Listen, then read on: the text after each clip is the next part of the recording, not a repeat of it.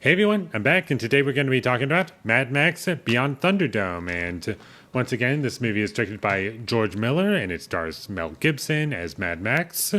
The only thing that I really knew about this movie was that this was considered to be like the worst in the series. People didn't really like this one. And I watched it, and I thought it was pretty good. And I'm not really sure why people don't seem to enjoy it that much, because I just feel as though it's going for something completely different. And that's another thing about this series is that each installment so far feels like it's part of a different franchise. Like it's doing something new. Like the first movie is just like a cop story, and then eventually it's a revenge movie. And the second movie is just a straight up action movie, crazy and goofy, and that's basically what the series is known for. Whereas this one, it's that, but also kind of with a Western approach. And in ways, it did kind of remind me of Temple of Doom in ways. And I really enjoyed the story for this movie and the directions that the plot went. It was always unpredictable, and it was fun for me. And I don't think this movie is a masterpiece by any means, because as much as I did enjoy this movie, I think it was a bit more entertained with 2 and 4, but I do think it's much better than 1. And all in all, if I'm going to compare this movie to The Road Warrior, in some ways I think it's better, but in other ways I do think it's kind of worse. And we'll get to that, but what I did like is Mel Gibson as Mad Max. I thought he did a great job, and I buy him as the character, and I like following him. And he's not the most interesting character in the world, but when you surround him with other characters that are there who could die and you do kind of somewhat care about, that's what makes him interesting. It's like, what is he going to do to get these people out of this situation in this world?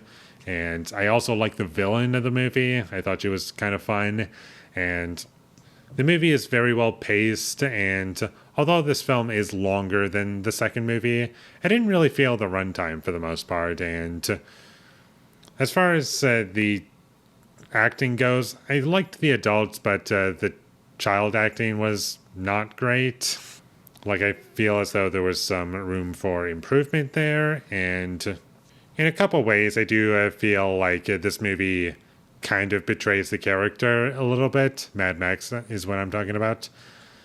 And I can't really get into that because that will spoil the movie in kind of early on. But like there's a lot of twists and turns that you don't see coming, and that's why I can't really talk about them. I get what it was in service of, but at the same time, I was like, yeah, that's not really the character you set up. Like, including the previous 2 movies and in the context of this movie.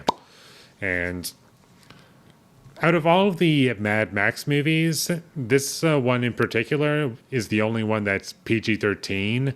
The other ones are rated R, and I'm not sure if it's because it was like 1985 and like you could get like a bigger audience, and like instead of just PG or R, PG-13 was a thing, and I'm not sure if they toned it down to get more people in the seats to see this movie, or like it was a creative decision, or I'm not sure, but there's nothing really to complain about in terms of the action sequences, because they are a lot of fun. I do like the action in this movie, but I do kind of wish that it was a rated R film because I think it just would have made certain action scenes just a tad bit better for me if I were to like get like more blood and like I'm not saying that blood is required in a Mad Max movie. I'm just saying that it does make it a bit more entertaining for me.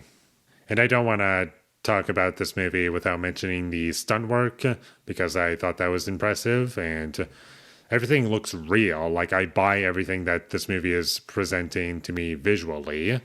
And never once do I feel like I'm on a set. I feel like I'm in this movie's universe. And also another thing, like, There are things about this movie that it introduces, like me saying that it feels a bit like a Western and almost like Temple of Doom vibes going on in this movie.